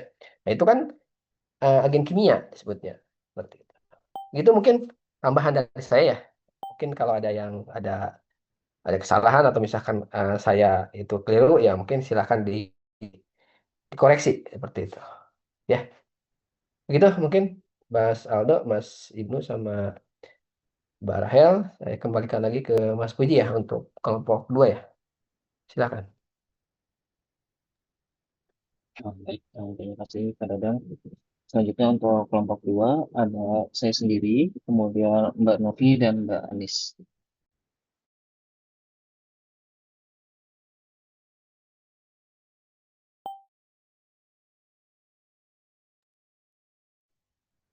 Ya, baik. Terima kasih Mas Puji. Izin kami memulai Pak Dadang. Assalamualaikum warahmatullahi wabarakatuh. Selamat malam Pak Dadang dan teman-teman semua. Kami dari kelompok 2 pada malam hari ini akan mempresentasikan mengenai ukuran frekuensi penyakit. Kelompok 2 terdiri dari saya sendiri, Anis Kerunisa sebagai moderator, lalu ada Mas Puji Ahmad Fatoni dan juga Mbak Novianti. Boleh lanjut, Mas Puji? Ya, baik. Jadi sebelum kita masuk ke materi gitu ya, materi inti, ada baiknya kita mencoba merelevasikan apa sih yang akan kita pelajari saat ini dengan kandungan di ayat suci Al-Quran gitu ya. Jadi di ayat suci Al-Quran, tepatnya di surat Al-Qamar ayat 49, yang berisi Bismillahirrahmanirrahim, Inna kulla syai'in khalaqnahu biqadar, yang artinya sesungguhnya kami menciptakan segala sesuatu menurut ukuran gitu. Jadi ternyata konsep ukuran ini benar-benar mempunyai makna yang luar biasa mendalam. Jadi di alam semesta ini termasuk penyebaran penyakit memang tidak ada yang terjadi secara acak atau kebetulan gitu. Semuanya itu ada pola. Nah, kenapa sih kita sebagai calon tenaga kesehatan masyarakat ini harus memahami betul-betul mengenai mengukur penyakit tersebut. Jadi ada alasan utama gitu ya, fundamental. Yang pertama adalah menilai beban penyakit dalam suatu populasi. Jadi agar kita juga dapat tahu seberapa berat sih sebenarnya masalah kesehatan dalam suatu wilayah gitu ya, perkotaan atau pedesaan. Lalu yang kedua adalah mengidentifikasi kelompok yang berisiko tinggi. Jadi penyakit ini tuh menyerangnya ke kelompok siapa gitu, ke kelompok lansia kah atau kelompok balita begitu. Lalu yang ketiga dari mengevaluasi efektivitas intervensi kesehatan. Jadi apakah program kesehatan yang akan kita jalankan gitu itu sebenarnya berguna atau tidak? Lalu apakah kasusnya itu bisa dapat turun intervensi gitu. Dan yang terakhir adalah perencanaan sumber daya kesehatan masyarakat. Jadi agar alokasi obat, tenaga kesehatan, dokter, dan juga anggaran itu bisa tepat sasaran. Ya. Baik, boleh lanjut Mas Puji. Nah, materi yang pertama adalah mengenai alat ukur dasar epidemiologi gitu ya. Jadi ini adalah bisa dibilang tiga pilar utama alat ukur yang wajib kita pahami gitu ya dengan baik. Yang pertama adalah rasio, yang kedua proporsi, dan yang ketiga adalah rate gitu ya. Nah, dari ketiga ini sekilas mungkin terlihat hampir sama gitu ya, tapi sebenarnya kalau kita telaah lagi ini berbeda gitu ya, betul-betul yang berbeda. Dari rasio itu apa sih? Rasio itu adalah perbandingan murni antara kuantitatif yang mandiri gitu ya, independen. Pembilangnya itu bukan bagian dari penyebut. Lalu yang kedua, proporsi. Proporsi ini adalah versi persentasenya gitu ya, di mana pembilang itu bagian dari penyebut. Nah, yang ketiga adalah rate. Rate ini bisa dibilang yang paling dinamis karena melibatkan unsur waktu dan kecepatan kejadian. Nah, untuk detailnya nanti akan kita bahas di slide berikutnya. Boleh lanjut, Mas? Nah, yang pertama kita bahas mengenai konsep dan rumusnya dari rasio gitu ya. Baik, di sini ada rumusnya R sama dengan X dibagi Y gitu. Kuncinya di sini adalah X dan Y itu adalah dua kelompok yang saling independen gitu ya. Artinya apa? Artinya adalah bahwa anggota kelompok X itu sama sekali bukan bagian dari kelompok Y. Dan juga kelompok Y ya bukan sama sekali bagian dari kelompok X gitu ya. Mungkin di sini ada contoh kasus gitu. Contoh kasusnya ini ada rasio jenis kelamin gitu ya, sex ratio gitu. Jadi misalkan di dalam suatu perkotaan atau suatu desa gitu ya, ada 50 orang berjenis kelamin laki-laki dan 100 orang berjenis kelamin perempuan gitu. Di sini rasio R X Oke, dan 100 yang perempuan. Jadi 50 di sini satu berdua gitu ya. Jadi artinya setiap satu laki-laki di desa itu dua perempuan yang kurang lebih seperti itu. Boleh lanjut, Mas Uji? Nah, yang kedua kita akan membahas dari proporsi gitu. Proporsi itu sebenarnya apa sih bedanya dengan rasio gitu ya? Kalau di proporsi itu adalah pembilang atau X itu harus dan wajib merupakan bagian dari penyebut. Jadi di sini rumusnya adalah P sama dengan X dibagi X plus Y dikali 100. Karena pembilang ini adalah nilai proporsi itu nggak akan pernah lebih dari 1 gitu ya. Jadi kalau dipresentasikan range-nya 0% gitu sampai dengan 100%. Nah, proporsi ini apa sih manfaatnya gitu ya? Proporsi ini berguna untuk melihat distribusi atau seberapa besar sih gitu beban penyakit dalam satu kesatuan populasi yang utuh gitu. Mungkin kita bisa kasih contoh kasus seperti yang tadi ada total kan berarti 150 gitu ya warga desa gitu ya, 50 laki-laki dan 100 perempuan.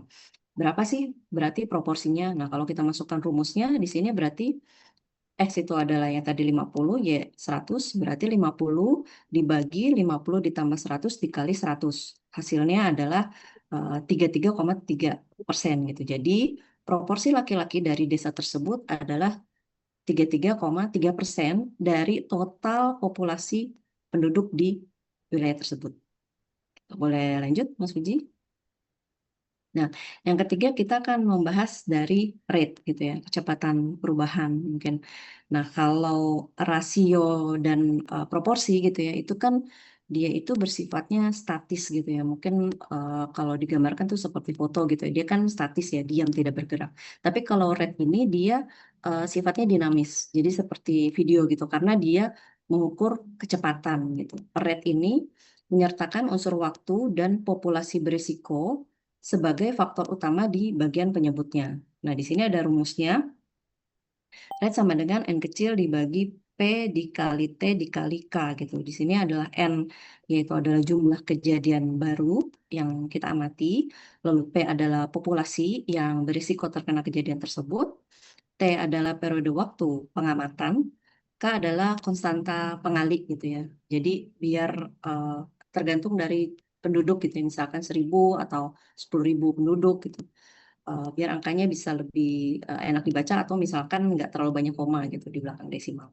Jadi mungkin bisa dibilang rate ini semacam speedometernya epidemiologi gitu ya. Jadi rate ini bisa memberitahu kita seberapa cepat sih suatu penyakit itu menular atau menyebar dalam suatu populasi selama periode waktu tertentu. Boleh lanjut, Mas Uji? Nah, perbandingan alat ukur dasar. Jadi biar lebih mudah, kami coba membuat tabel comparison ya di antara 3 alat ukur tadi, rasio, proporsi, dan rate. Nah, yang pertama rasio. Rasio itu pembilangnya kelompok A, penyebutnya kelompok B, ciri khasnya yaitu mereka masing-masing gitu ya, independen. Jadi A bukan bagian dari B ataupun sebaliknya. Lalu kalau proporsi, pembilangnya itu adalah kelompok A, penyebutnya kelompok A ditambah kelompok B. Nah, ciri khasnya apa sih? Ciri khasnya adalah A merupakan bagian dari penyebut. Jadi nilainya itu berkisar antara 0 sampai dengan 1. Lalu yang ketiga adalah rate. Rate itu pembilangnya adalah kejadian atau event gitu ya. Sedangkan penyebutnya adalah populasi berisiko dikalikan dengan dimensi waktu. Ciri khasnya itu apa? Ciri khasnya ya harus memiliki dimensi waktu gitu ya. Jadi itu adalah tabel mengenai comparison mengenai alat ukur dasar biar lebih mudah tahu untuk perbandingannya seperti apa. Mulai lanjut, Mas Puji. Nah, ini yang bagian selanjutnya mengenai prevalensi. Nanti akan dijelaskan oleh Mas Puji. Disilakan, Mas Puji. Baik, terima kasih Mbak Anis. Oke, kita akan masuk ke konsep prevalensi ya. Jadi prevalensi itu adalah maaf, prevalensi itu adalah cara kita untuk mengukur jumlah total kasus yang ada dalam suatu populasi pada satu titik atau periode waktu tertentu ya. Jadi ingat teman-teman, kata kuncinya adalah total kasus. Artinya kita menjumlahkan kasus yang lama sekaligus kasus yang baru. Nah, mengapa sih angka ini sangat penting dalam epidemiologi? Jadi setidaknya ada 3 alasan ya. Yang pertama itu karena prevalensi itu adalah alat utama kita untuk menilai seberapa besar beban penyakit atau disease burden di masyarakat. Yang kedua, angka ini adalah menjadi fondasi bagi pemerintah dalam merencanakan pelayanan dan fasilitas kesehatan.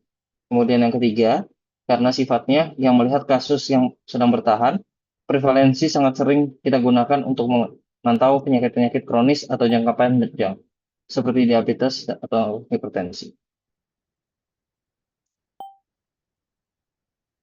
Oke, jadi dalam penerapannya, epidemiolog itu membagi prevalensi menjadi 2 ya, yaitu prevalensi titik atau prevalensi point, dan period prevalence atau prevalensi periode. Nah, biar mudah, jadi point prevalence itu kita ibaratkan mengambil suatu foto jepretan kamera. Dia itu mengukur probabilitas atau peluang individu untuk menjadi kasus pada satu titik waktu yang sangat spesifik. Contohnya, kita ingin tahu seberapa prevalensi anemia pada tanggal 17 Agustus 2024 saja. Sedangkan period prevalence itu ibaratkan kita merekam sebuah video. Dia mengukur probabilitas individu menjadi kasus selama rentang waktu tertentu. Contohnya prevalensi DBD di Jakarta selama tahun 2023. Oke, kita sekarang bedah ya bagaimana cara menghitung point prevalence. Nah, rumusnya itu adalah PP sama dengan jumlah kasus lama dan baru dibagi total populasi pada titik T dikali K. Nah, kita akan jabarkan ya komponennya satu persatu. Jadi untuk yang pertama pembilang atau numerator, komponen di atas adalah jumlah semua orang yang sedang sakit pada observasi kita lakukan. Jadi tepat pada hari atau tanggal pengamatan, semua orang yang mengidap penyakit tersebut, baik yang sudah lama sakit maupun yang baru saja terdeteksi, kita masukkan ke situ. Selanjutnya untuk penyebut atau denominator. Nah, komponen ini adalah total populasi yang sedang kita observasi pada titik waktu T yang sama. Ingat, ini itu keseluruhan populasi yang ada di tempat tersebut saat itu juga. Selanjutnya ada K, itu konstanta, yaitu nilai pengkali yang biasanya berupa angka kelipatan 10. Selanjutnya adalah rumus period prevalence. Nah, rumus period prevalence itu adalah kasus ada ditambah kasus baru dibagi rata-rata populasi risiko dikali K. Nah, kita jabarkan ya. Jadi yang pembilangnya itu adalah semua orang yang sudah sakit sejak awal periode, lalu kita ditambahkan dengan semua kasus baru yang muncul sepanjang periode tersebut berjalan. Selanjutnya untuk penyebutnya, itu adalah di sinilah letak perbedaan antara period prevalence dengan point prevalence ya. Jadi karena dalam rentang waktu 1 tahun jumlah populasi pasti dinamis. Ada yang pindah, ada yang lahir, ataupun ada yang meninggal. Maka kita tidak menggunakan angka populasi yang kaku. Kita umumnya menggunakan angka rata-rata populasi beresiko atau data populasi pada pertengahan periode tertentu. Dan kita kalikan dengan K, yaitu konstanta untuk memperjelas skala dengan angkanya. Oke, kita masuk ke contoh soal. Jadi soalnya itu bayangkan ya, di sebuah panti jompo yang berpenduduk total 200 orang, tepat pada tanggal 1 ditemukan ada 20 orang yang menderita hipertensi. Kemudian selama setahun berjalan, muncul tambahan 10 kasus baru. Pertanyaannya, berapakah point prevalence pada 1 Januari tersebut? Baik, kita masukkan ke rumusnya. Yang pertama, PP sama dengan 20/200 dikali 100, sama dengan 10%. Artinya, tepat pada observasi awal, di tanggal 1 Januari, ada 10% dari seluruh penghuni panti jompo tersebut yang sedang menderita hipertensi. Selanjutnya kita akan masuk ke insidensi. Baik, setelah kita memahami ya bagaimana cara menghitung beban penyakit yang ada di masyarakat melalui prevalensi, sekarang kita melangkah ke bagian kedua, yaitu insidensi. Nah, tadi kalau prevalensi itu kita bicara memotret situasi yang sudah ada, sedangkan kalau insidensi itu kita akan membawa ke sudut pandang yang jauh berbeda dan jauh lebih dinamis. Nah, kenapa sih insidensi itu penting? Karena yang pertama, insidensi adalah alat terbaik untuk mengukur risiko nyata terjadinya suatu penyakit pada individu. Kemudian yang kedua, angka ini sangat efektif untuk menilai kecepatan penularan, terutama pada penyakit infeksi atau wabah. Dan yang ketiga, dengan kita melihat kapan dan bagaimana kasus baru muncul, kita bisa lebih fokus mempelajari etiopatogenesis atau penyebab dari penyakit tersebut. Selanjutnya adalah insidensi kumulatif atau incidence risk. Rumusnya adalah CI sama dengan jumlah kasus baru dibagi populasi berisiko pada awal periode dikali K. Nah, disebut juga attack rate dalam konteks wabah, menggambarkan rata-rata risiko individu terkena penyakit. Selanjutnya akan dibahas oleh Mbak Novi. Baik, terima kasih Mas Puji. Saya lanjutkan untuk pemaparan materi selanjutnya, yaitu terkait dengan incident rate atau incident density. Incident rate itu juga IR atau nama bekennya itu adalah incident density ya, atau kerapatan insiden. Nah, rumusnya sering kalau untuk mahasiswa ini kalau nggak teliti membaca rumusnya itu adalah IG sama dengan jumlah kasus baru dibagi total waktu orang atau percent time dikali K atau konstanta. Nah, ini numeratornya tetap sama, yaitu jumlah kasus baru, tapi kita lihat lagi nih denumeratornya. Nah, kita pakai total orang di awal pengamatan lagi, tapi menggunakan total waktu orang atau percent time. Nah, kenapa kita harus menggunakan percent time? Karena dalam pengamatan ternyata di lapangan kondisi yang ideal itu jarang terjadi. Karena terdapat ada orang yang pindah rumah di tengah pengamatan, ada juga yang meninggal dunia, kemudian ini juga bukan karena penyakit yang diteliti, atau ada juga yang sembuh total lalu keluar dari pengamatan sebelum periode pengamatan selesai. Selanjutnya, Mas.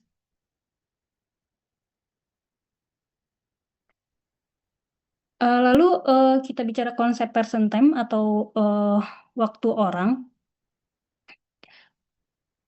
Konsep percent time itu sebenarnya akumulasi waktu kontribusi dari setiap individu selama mereka berstatus sehat dan berisiko terkena penyakit dalam masa pengamatan.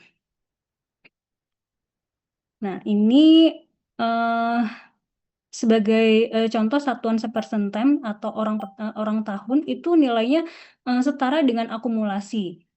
Ya, satu orang yang sukses kita amati penuh selama 1 tahun, atau akumulasi 2 orang masing-masing kita amati hanya selama 6 bulan. Jadi itu adalah 2 kali 0,5 tahun ya. Jadi hasilnya sama, yaitu 1. Atau bahkan akumulasi dari 12 orang juga bisa. Nah, kalau 12 orang yang masing-masing sempat kita amati selama 1 bulan. Jadi hasilnya tetap 1 orang dalam tahun gitu ya. Jadi percentile ini sangat fleksibel dan adil karena dia benar-benar menghitung durasi real kontribusi setiap individu dalam populasi berisiko tersebut.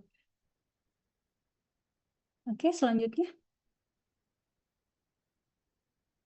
Nah, ini kita masuk ke contoh soal untuk incident risk. Dari soal ini ada sebanyak 1.000 tentara yang dikirim bertugas ke daerah endemis malaria. Ternyata setelah 3 bulan bertugas di sana ditemukan ada 150 tentara yang terkena penyakit malaria. Nah, kita mencari berapa nilai kumulatif insidennya atau CI malaria pada kelompok tentara tersebut. Kita jawab sama-sama ya. Ini kalau melihat dari rumusnya, CI itu CI atau incident rate rumusnya itu adalah jumlah kasus atau N itu 150, kemudian dibagi dengan P. Jadi P itu adalah populasi berisiko awal yang berjumlah 1.000. Jadi 150 dibagi 1.000 dikali 100 itu hasilnya 15%. Nah, kesimpulannya risiko rata-rata seorang tentara untuk terinfeksi penyakit malaria selama melaksanakan 3 bulan tugas di daerah endemis adalah sebesar 15%. Next, Mas.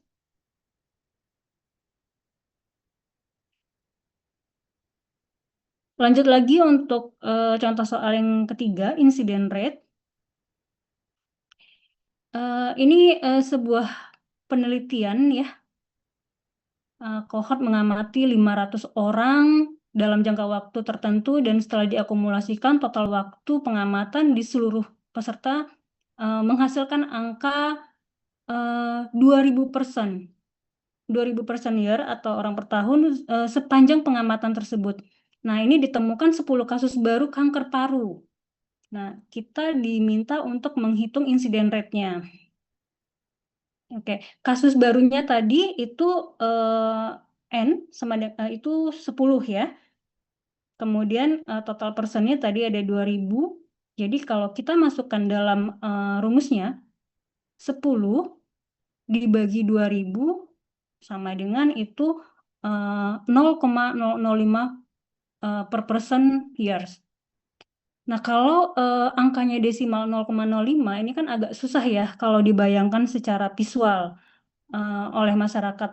Nah, jadi kita kalikan dengan konstanta. Konstantanya itu adalah 1.000 agar nilainya menjadi lebih kumulatif lagi. Jadi 0,05 dikali 1.000 sama dengan 5 kasus per 1.000 person.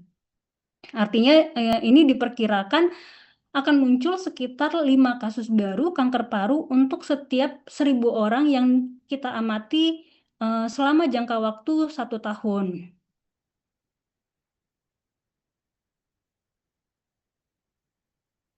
Oke, lalu kita hubungan untuk prevalensi dan insidensi.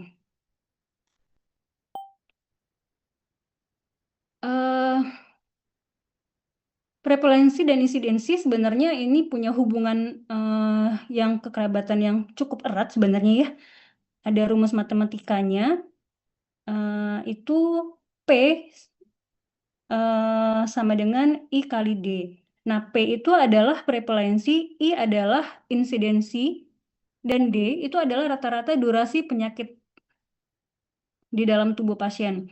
Analoginya, insidensi adalah air yang masuk ke wadah prevalensi, ke wadah, prevalensi adalah air yang tertampung di wadah.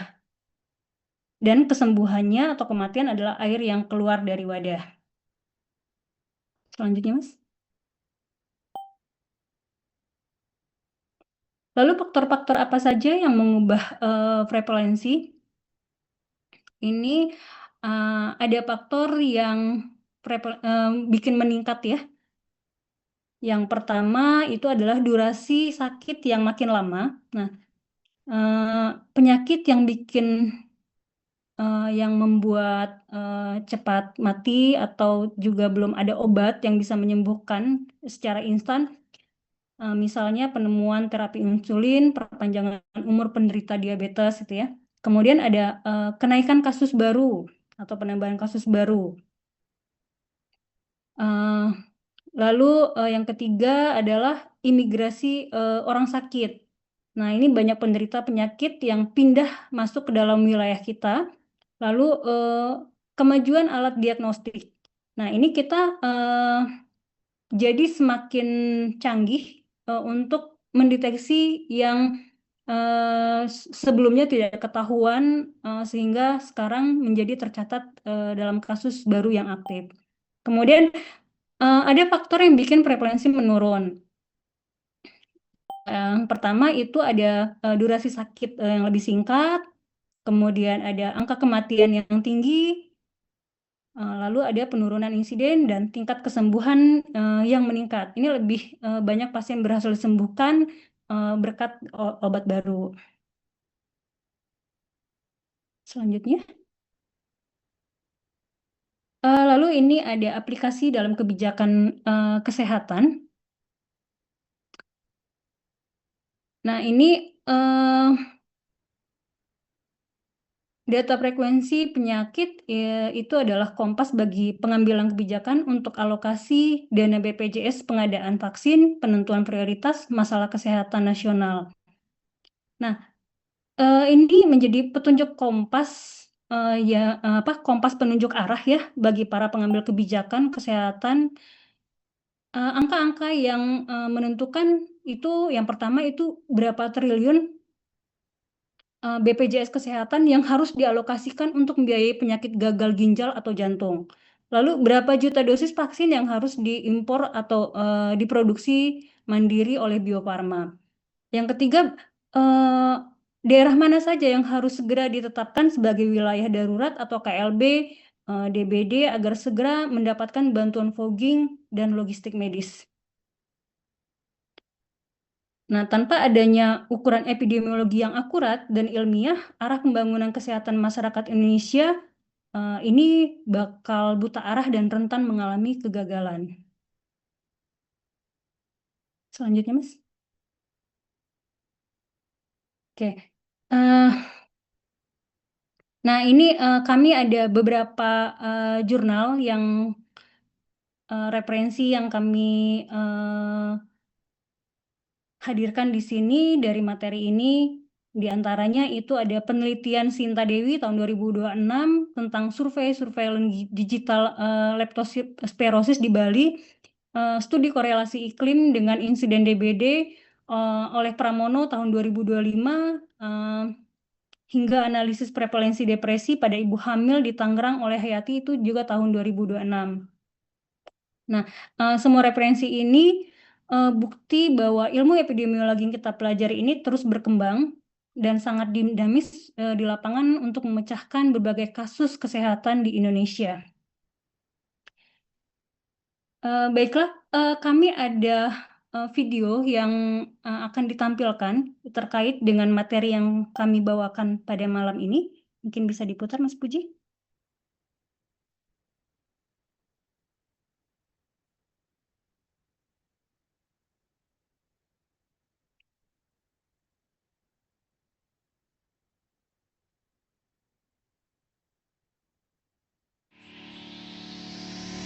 Halo Sobat Smart, kembali lagi di Epid Series.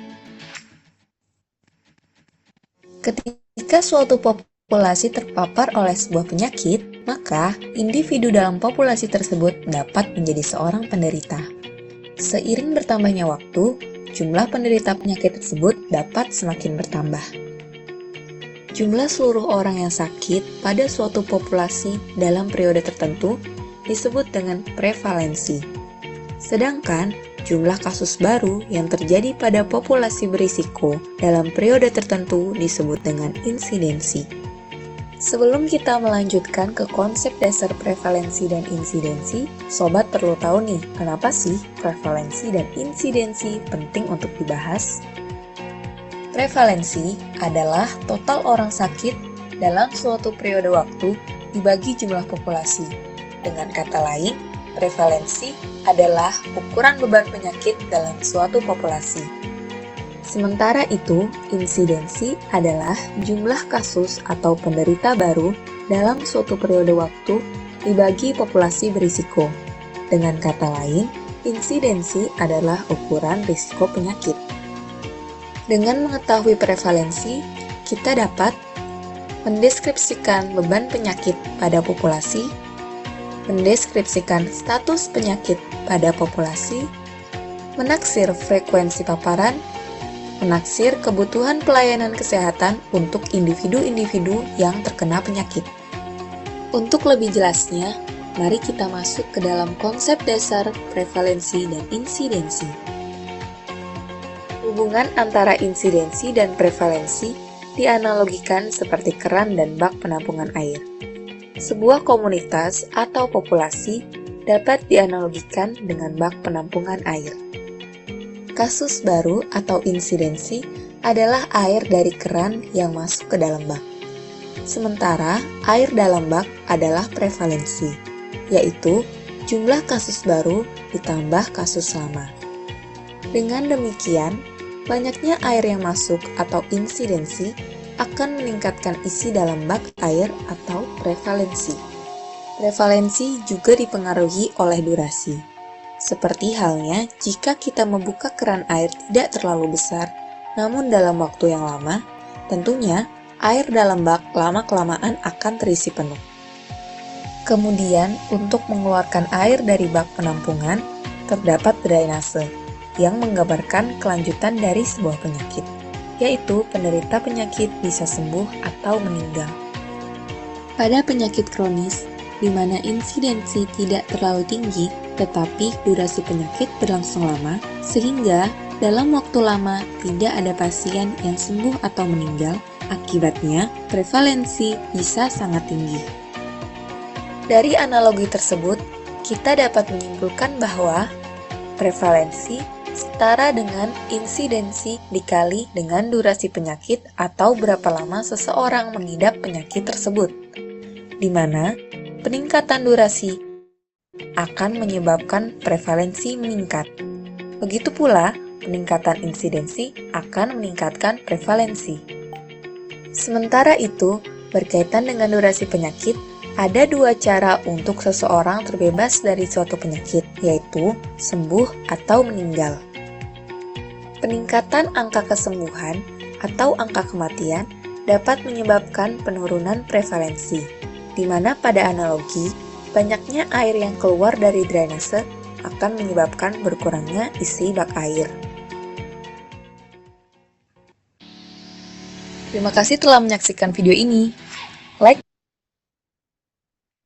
Baiklah, dari pemaparan materi tadi, kesimpulan dari materi kami pada malam hari ini bahwa epidemiologi itu menggunakan prevalensi dan insidensi untuk menganalisis status kesehatan masyarakat secara objektif. Prevalensi menghitung seluruh penderita dalam populasi untuk menentukan total beban penyakit pada periode tertentu. Sementara insidensi hanya melacak kemunculan kasus baru pada kelompok berisiko untuk mengukur tingkat risiko penularan. Nah, kedua indikator ini memiliki hubungan pola yang sistematis dan pasti. Frekuensi kasus baru serta durasi penyakit menentukan tinggi rendahnya angka prevalensi secara langsung.